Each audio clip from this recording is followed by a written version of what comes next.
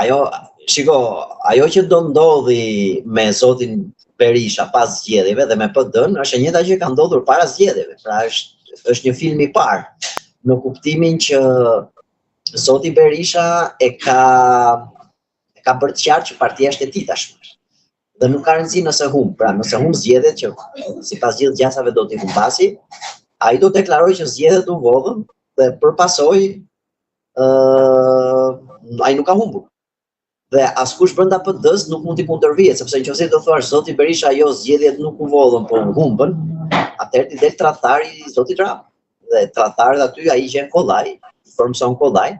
Kështu që aty do vazhdoj zoti Berisha ose një tjetër version i Lul Bashës, por nuk besoj që do ketë më Lul Bashra, ose do kalojnë duart e familjes, nëse nuk e di nëse është vajza, djali, a dhëndri sa është tani një biznes familjar. Kështu që aty asgjë nuk do ndryshoj. Këto ide e grupit, aty s'ka grup Bardhi. Bardhi nuk ekziston si grup, as si frymë. Ndërkohë nga krau tjetër e Partisë Socialiste, edhe nëse janë këto problemet e brendshme, do i izoloj pushtetin. Po, patjetër, gjithë do ngjisur nga pushteti dhe ke parasysh që zoti Rama ka eliminuar pothuajse çdo konkurrencë brenda PS-s. Edhe ata që janë në qeveri, ministra, deputet, gjithë pra janë me profil mjaft ulët, me besnikëri mjaft lartë, dhe ai themi vetmi lider në atë parti, gjithë pjesa tjetër është në një nuk ka konkurrencë të brendshme. Por me kalimin e kohës, nëse pushteti i trashet shumë i Partisë Socialiste, mund të fillojnë aty brenda fragmentizime dhe çarje, siç e ka ndodhur çdo hegemoni. Zoti Kajsiu, e lexova analizën tuaj të fundit, por a mendoni që Shtetet e Bashkuara, administrata e re, në fundit me gjithë këto pritshmëri i detyrohet një shpjegim për non gratën zotit Berisha? Ja, nuk besoj. Këto janë, nuk e di, pralla që krijojmë ne në Shqipëri që i detyrohet. Ata kanë proceset e tyre, është politika e tyre e brendshme, dhe ata nuk kanë asnjë detyrim të japin sqarime një shteti tjetër për problemet e politikës brendshme, sepse çdo sqarim që do japin ata do interpretojnë në 10 mënyra të ndryshme. Ky iluzioni që po dha sqarimi do sqarohet gjëja, problemi non gratës së Berisës nuk sqarohet sepse s'ka interes të sqarohet. Gjëja shumë e qartë.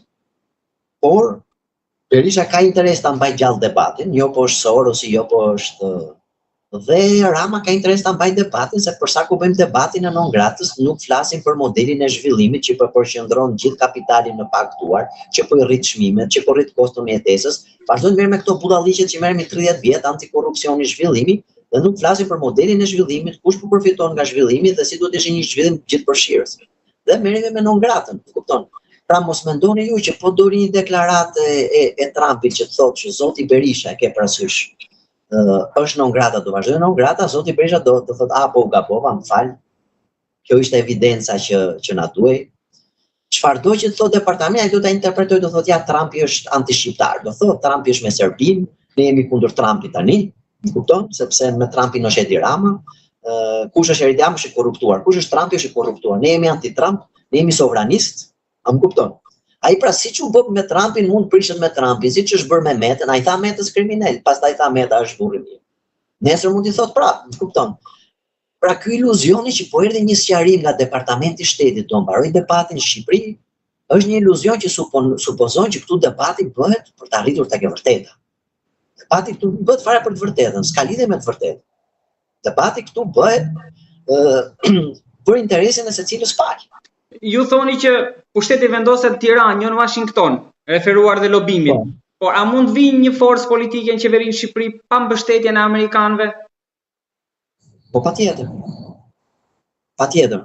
Ose varet se si e nuk kupton mbështetjen. Pra kur PD-ja erdhi në 2005, nuk është se kishte mbështetjen amerikanëve. Thjesht amerikanët ishin neutral.